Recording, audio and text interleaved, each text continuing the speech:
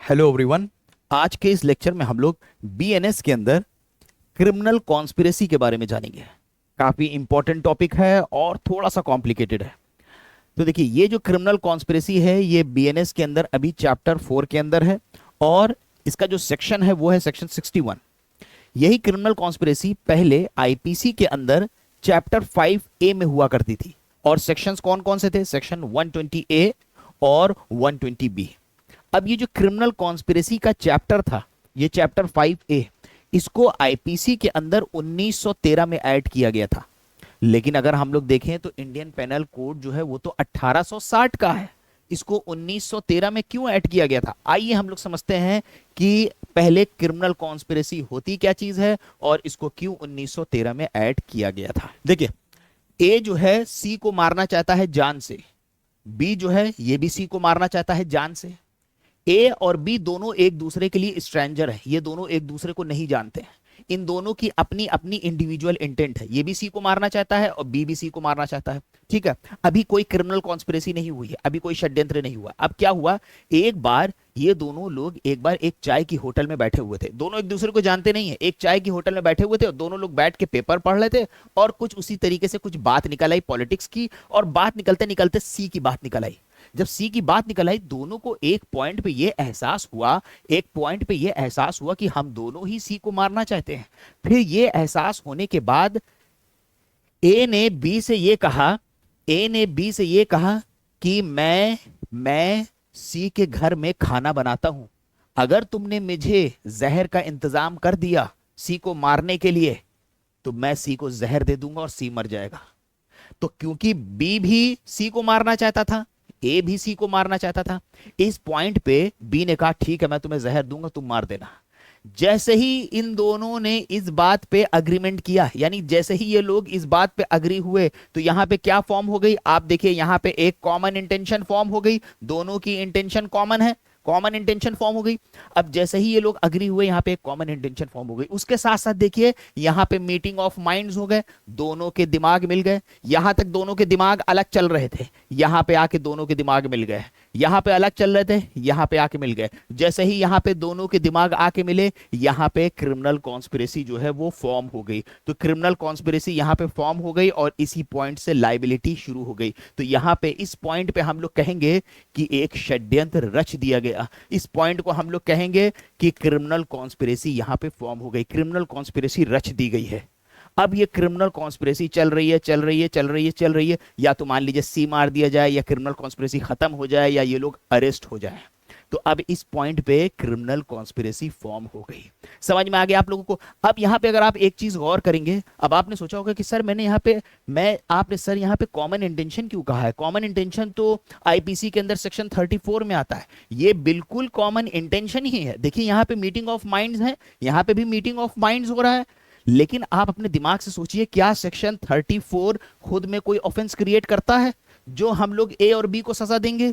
नहीं दे पाएंगे, क्योंकि सेक्शन 34 खुद में एक सब्सटैंटिव ऑफेंस नहीं है। सेक्शन 34 खुद में एक सब्सटैंटिव ऑफेंस नहीं है, तो उसकी मदद से तो हम उसको सजा नहीं दे सकते। तो इसका मतलब है कि हमें कोई और सेक्शन चाहिए होगा जिसमें हम उन लोगों के खाली षड्यंत्र रचने के बाद भी, भले ही ऑफेंस नहीं हुआ है, क्योंकि क्रिमिनल कॉन्स्पिरेसी जो है ये एक इनकोएट ऑफेंस है, इनकम्प्लीट ऑफेंस है, भले ही अभी ऑफेंस नहीं हुआ है, यहीं से इनकी लाइबिलिटी अराइज हो जाएगी। समझ में आ गया? आइए एक पॉइंट और देखते हैं। अब जैसा कि अभी हमने आपको बताया कि ये जो क्रिमिनल कॉन्स्पिरेसी के जो प्रोविजंस है, इसको 1913 में ऐड किया गया है। क्यों 1913 में ऐड किया गया, आप समझते जाइएगा। 1913 से पहले क्या था कि मान लीजिए कि ए और बी ने प्लान किया सी को मारने के लिए।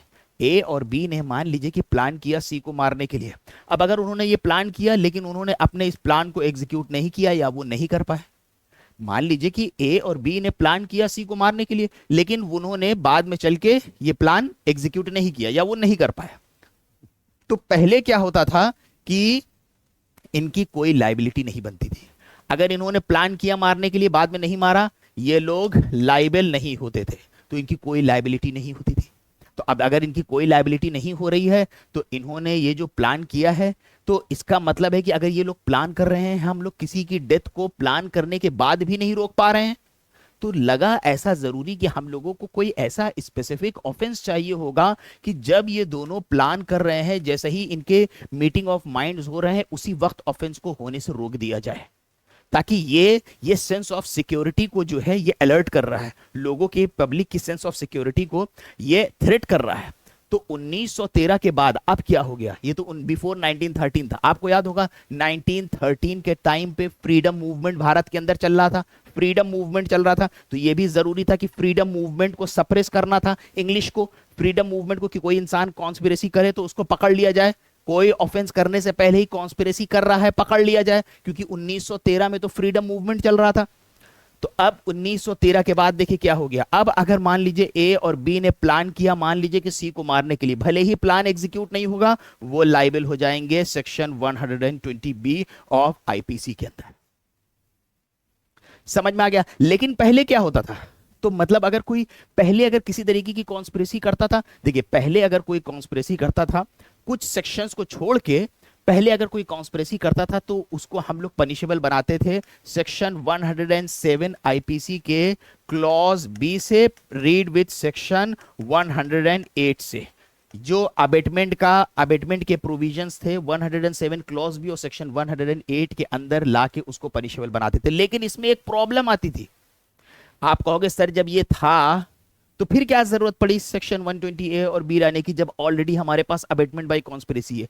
इसके साथ प्रॉब्लम ये है कि इसके अंदर जब तक कि कोई पर्सन जो है, पहली चीज कि वो जो कॉन्स्पिरेसी है वो कॉन्स्पिरेसी होनी चाहिए किसी ऑफेंस को करने के लिए, और इसमें ओवर्ट एक्ट की नीडेड है, यानी कि खाली कॉन्स्पिरेसी कर देना इनफ नहीं होगा, कॉन्स्पिरेसी के परसुएंस में कोई एक्ट करना जरूरी है, कोई इलीगल ओमिशन करना जरूरी है, ऑफेंस करना जरूरी नहीं है, कोई एक्ट कॉन्स्पिरेसी के परसुएंस में, यानी कॉन्स्पिरेसी करा, अब उसके बाद हथियार इकट्ठा करने लग गए, घर की रेकी करने लग गए, घर में मारने की कोशिश करी मारने की, कुछ प्रिपरेशन करने लग गए, तो तब ये अट्रैक्ट हुआ करता था यहाँ पे। ठीक है, तो ये दिक्कत आ रही थी। अगर खाली नॉर्मल कॉन्स्पिरेसी करी किसी को मारने की तो भी पनिशेबल नहीं होती थी, इसलिए जरूरी पड़ा, तो इसलिए इसको हम लोग 1913 के अंदर लेके आए। ठीक है, चलिए अब वापस बढ़ते हैं और यहां पे आते हैं।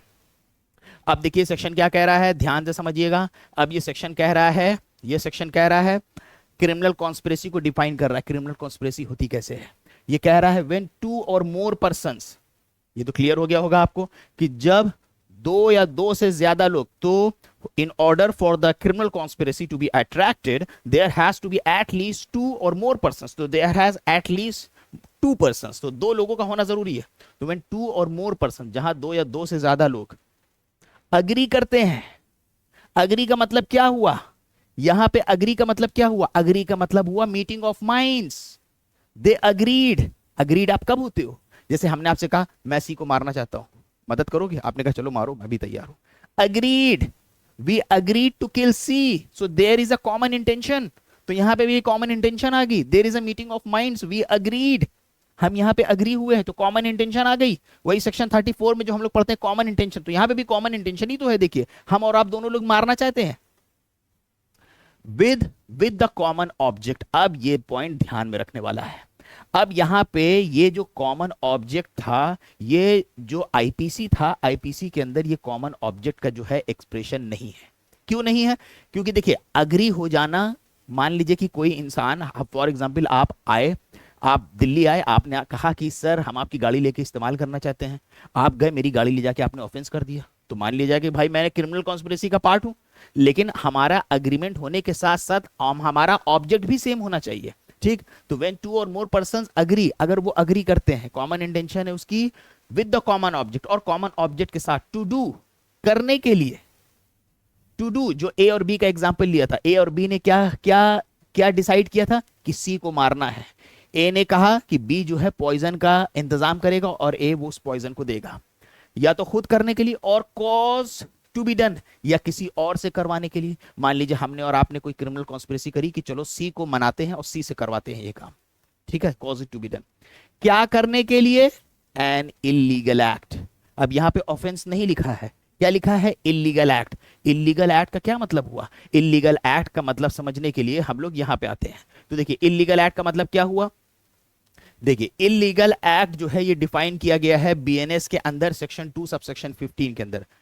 कोई भी ऐसे एक्ट्स जो ऑफेंस है, ऑफेंस मतलब कि बीएनएस के अंदर पनिशेबल है, अगर बीएनएस के अंदर पनिशेबल होंगे तो उनको ऑफेंस कहा जाएगा।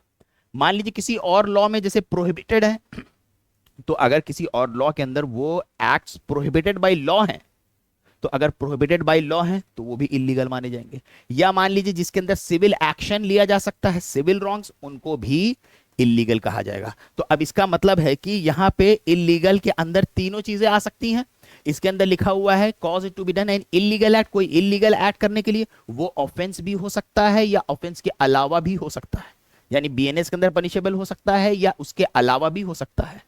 तो दो या दो से ज्यादा लोग जो है वो अग्री करते हैं कॉमन ऑब्जेक्ट के साथ टू डू और cause to be done an illegal act, या तो इलीगल एक्ट करने के लिए, या an act which is not illegal, या हो सकता है कि जो एक्ट वो करने जा रहे हैं वो इलीगल नहीं है बट बाई इलीगल मीन्स। इसका मतलब क्या हुआ, मान लीजिए कि हमें हमें और आपको एक बिल्डिंग बनाना है, तो बिल्डिंग बनाना लीगल काम है, लेकिन हम ये करते हैं डिसाइड कि इसके लिए हम लोग गलत तरीके से, यानी मिस एप्रोप्रिएट करके किसी की सीमेंट और जो कंस्ट्रक्शन मटेरियल है हम लोग गलत तरीके से लेके आएंगे, गलत तरीके से, यानी कोई ऐसा ऐसा तरीका जो ऑफेंस है।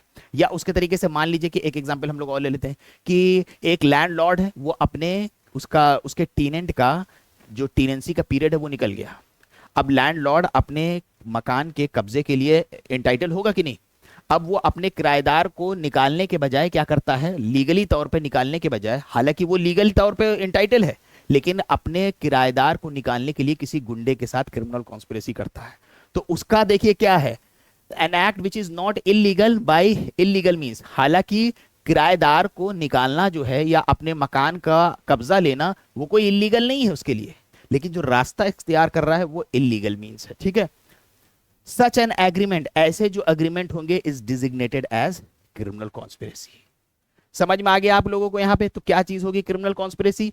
अब देखिए, अब इसके बाद इसका प्रोविजो इंपॉर्टेंट है समझने के लिए कि प्रोविजो क्या कह रहा है। इसका प्रोविजो कह रहा है provided that no agreement except an agreement to commit an offence.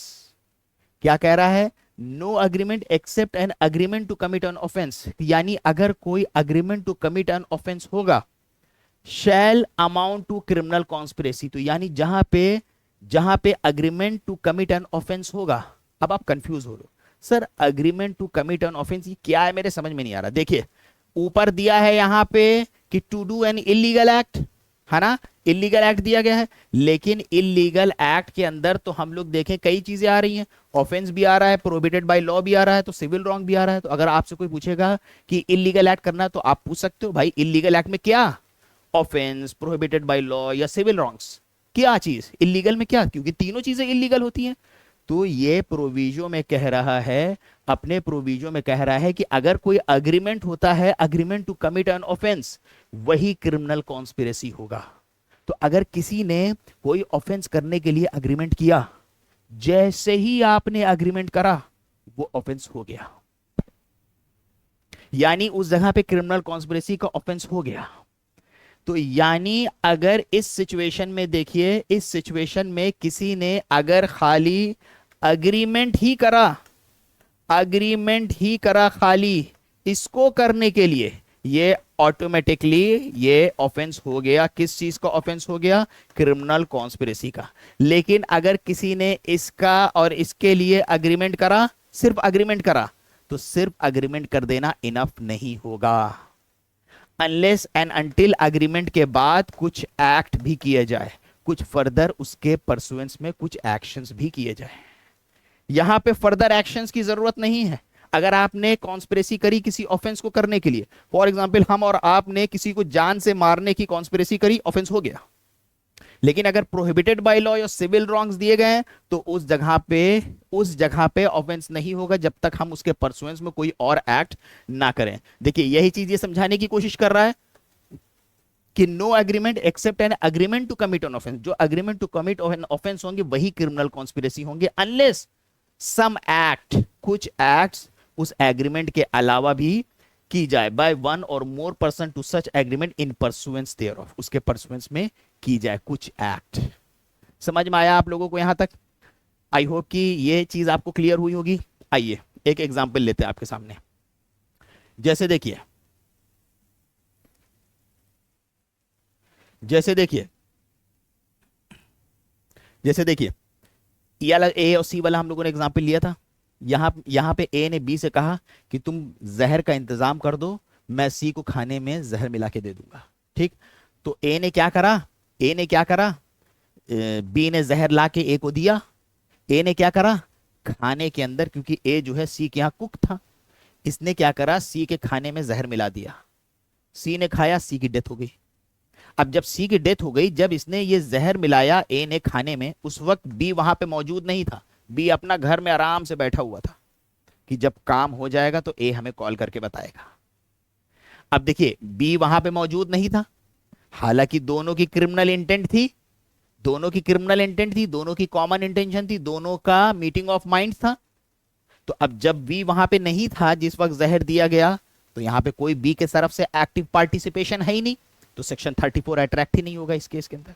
तो यहां पे हम लोग बी को किस तरीके से लाइबल बनाएंगे, सेक्शन जो पहले 120 बी हुआ करता था, अब सेक्शन 61 का सबसेक्शन 2 हो गया है। तो यहां पे बी और ए दोनों की क्या लाइबिलिटी होगी, ये भी मर्डर के लिए लाइबल होगा, ये भी मर्डर के लिए लाइबल हो जाएगा।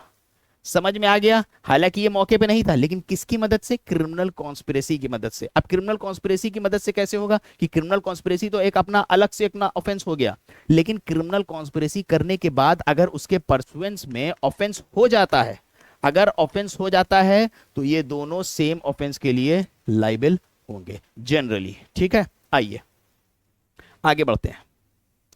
अब इसके अंदर ये भी बता दिया गया है कि it is immaterial whether the illegal act is the ultimate object. इससे मैटर नहीं करता है कि जो आपका इलीगल एक्ट है वो अल्टीमेट ऑब्जेक्ट है या वो मेरेली इंसिडेंटल है या साइड का ऑब्जेक्ट है। अब इसके बाद इसकी पनिशमेंट बहुत इंपॉर्टेंट है। पनिशमेंट ध्यान रखिएगा, पनिशमेंट से कई बार एग्जाम में क्वेश्चन पूछा गया है। बता रहा है कि whoever is a party to a criminal conspiracy, अगर कोई इंसान क्रिमिनल कॉन्स्पिरेसी के अंदर पार्टी बनता है, तो इसके अंदर क्रिमिनल कॉन्स्पिरेसी दो पार्ट में दी गई है, दो तरीके से बताई गई पनिशमेंट क्रिमिनल कॉन्स्पिरेसी की। कहा गया अगर कोई इंसान क्रिमिनल कॉन्स्पिरेसी करता है, क्रिमिनल कॉन्स्पिरेसी करता है किस चीज के लिए, किसी ऑफेंस को करने के लिए। तीन चीज थी, offence prohibited by law, civil wrongs, कोई इंसान क्रिमिनल कॉन्स्पिरेसी करता है ऑफेंस को करने के लिए, और कोई ऐसा वैसा ऑफेंस नहीं, ऐसा ऑफेंस जो पनिशेबल है डेथ के द्वारा या इम्प्रिजनमेंट फॉर लाइफ द्वारा या rigorous imprisonment for a term of 2 years और अपवर्ड्स, या 2 साल या उससे ज्यादा है। ऐसे किसी ऑफेंस को करने के लिए कोई इंसान क्रिमिनल कॉन्स्पिरेसी करता है। मान लीजिए दो लोग क्रिमिनल कॉन्स्पिरेसी करते हैं, तो कहा गया है उस तरह की सिचुएशन में where no express provision is made, अगर उससे रिलेटेड कोई एक्सप्रेस प्रोविजन नहीं दिया गया है, तो माना जाएगा कि उस पर्सन ने उस क्रिमिनल कॉन्स्पिरेसी के लिए जो ऑफेंस है उसके लिए उसने उसको अबेट किया है, तो माना जाएगा कि उसने उसको अबेट किया है। तो यानी यहां पे जो रूल्स अप्लाई होंगे वो किस किस टॉपिक के अप्लाई होंगे, अबेटमेंट के अप्लाई होंगे। रूल्स किसके अप्लाई होंगे, अबेटमेंट के अप्लाई होंगे। अबेटमेंट के क्या रूल्स हैं, देखिए वो भी हम आपको बता देते हैं। अबेटमेंट के क्या रूल्स हैं, जैसे इसके अंदर बोला गया है अबेटमेंट के लिए, तो अगर मान लीजिए अबेटमेंट के रूल्स ये हैं, अबेटमेंट के रूल्स ये हैं, दो पार्ट में हम लोग डिवाइड कर सकते हैं कि अगर मान लीजिए कि ऑफेंस जो है वो कमिट हो जाता है, ऑफेंस अगर कमिट हो जाता है तो उस जगह पे सेक्शन 109 पिक्चर में आ जाता है। अगर ऑफेंस कमिट हो जाता है, जो अभी का हो गया है हम लोगों का सेक्शन 49, 109 आईपीसी और 49 हो गया बीएनएस। और अगर ऑफेंस कमिट नहीं होता है, नॉट कमिटेड, अगर नॉट कमिटेड होता है तो उस जगह पे हम लोग लेके आते हैं सेक्शन 115 और 116 ऑफ आईपीसी, या उसके अलावा अभी बीएनएस में हम लोग अगर इसको लेके आए तो ये हो जाता है सेक्शन 55 और 56। तो एक ये पार्ट हो गया हम लोगों का कि जहां पे कोई क्रिमिनल कॉन्स्पिरेसी करता है किसी ऑफेंस को करने के लिए, वो ऑफेंस कौन सा है, death, life imprisonment, rigorous imprisonment 2 years या उसके ऊपर, और कोई एक्सप्रेस प्रोविजन नहीं दिया गया है तो उसको माना जाएगा कि जैसे उसने अबेट किया है। दूसरा पार्ट इसका कह रहा है ऊपर वाला जो पनिशमेंट दी गई है उसके अलावा अगर किसी और चीज के लिए आपने क्रिमिनल कॉन्स्पिरेसी करी, किसी और चीज के लिए, क्या भाई वहां पे इलीगल में देखा था हम लोगों ने, ऑफेंस है, प्रोहिबिटेड बाय लॉ है, कह रहा किसी और चीज को लेके अगर आपने क्रिमिनल कॉन्स्पिरेसी करी है, अगर आपने किसी और चीज को अदर क्रिमिनल कॉन्स्पिरेसी करी है टू कमिट एन ऑफेंस, किसी, या मान लीजिए भले ही ऑफेंस को करने के लिए भी क्रिमिनल कॉन्स्पिरेसी क्यों ना करी हो, लेकिन वहां पे जो ऑफेंस है जो ऊपर दिया गया है, ऊपर कितना दिया गया है, 2 साल या उसके ज्यादा, 2 साल या उसके ज्यादा। तो अगर 2 साल से कम है या इलीगल में मान लीजिए कि कोई प्रोहिबिटेड बाय लॉ है, उसकी कॉन्स्पिरेसी करी गई है, तो वहां पे जो सजा बताई गई है वो अप टू 6 मंथ्स बताई गई। इसके ऊपर एक लीडिंग केस लॉ भी है, स्टेट वर्सेस नलिनी 1999। इसको ये भी कहा जाता है Rajiv Gandhi assassination case. Court ने इसके अंदर क्या बोला, कोर्ट ने बोला it is not necessary that every conspirator participates in every act, but mere association, just because कि कोई एसोसिएट हो गया है या उसको नॉलेज है, ये सफिशियंट नहीं होगा क्रिमिनल कॉन्स्पिरेसी के लिए, बल्कि मीटिंग ऑफ माइंड्स को शो करना पड़ेगा।